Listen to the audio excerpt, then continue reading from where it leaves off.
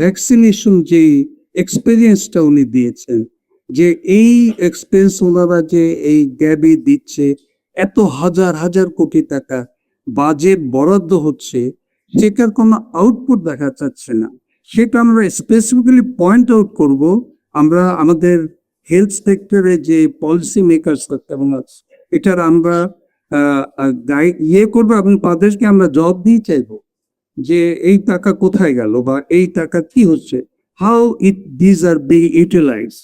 We have got every right to ask this question, no matter who is in the power, কে পাওয়ার আছে কে আছে। এখানে এটা আমরা এই জন্যই চাইবো যে এগুলো যদি আমরা অ্যাকাউন্টেবল করতে পারি আমাদেরকে, কে পড়বে? আমরাই পড়বো।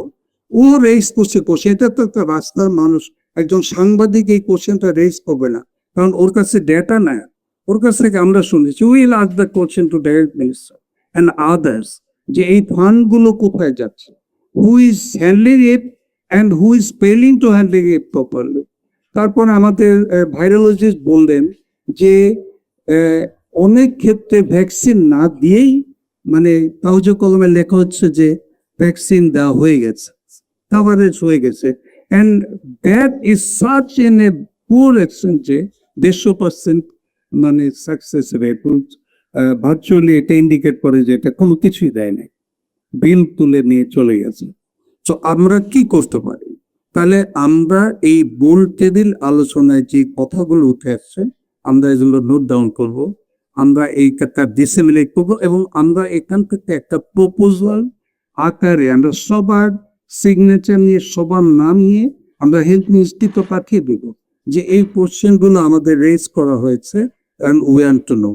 এখানে আমি দুটো ক্লিনিশিয়ান হিসেবে দুটো ইম্পর্টেন্ট জিনিস হাইলাইট করতে চাই। আমাদের এখানে শিশু হাসপাতাল ডিরেক্টর সাহেব বলেছেন যে ওনাদের ডিটেকশন রেট 50% এই case of measles identification confirm করাটা।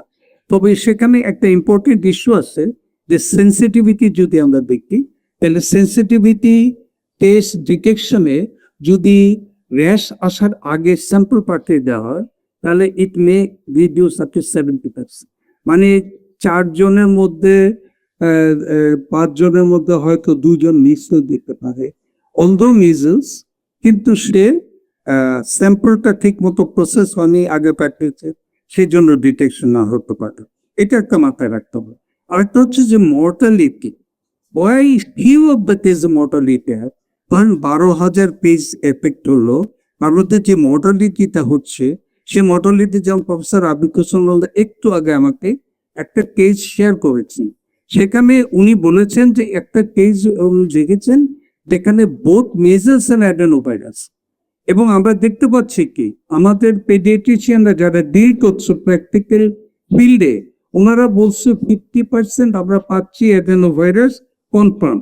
So where there is a rapid outbreak of a disease, you need not to test each and every case. Epidemiological policy হচ্ছে যে symptom based ম্যাচ করলে ধরে নিতে হবে এটা disease until otherwise proved. So clinical feature rash যদি নিলে গে আমরা ডিজিজের সাথে ধরে নিব, কিন্তু যে কেসগুলি সিরিয়াস হয়ে যাচ্ছে, সিরিয়াস ইমিউন স্ট্রং হয়ে তার এয়ার গেছে বাচ্চাটা মারা যাচ্ছে, সেইখানে কিন্তু দেখলাম যে ডাবল কোনো ইনফেকশন আছে কিনা, whether coexisting both the viruses are there or not, এটা আমাদের দেখতে হবে।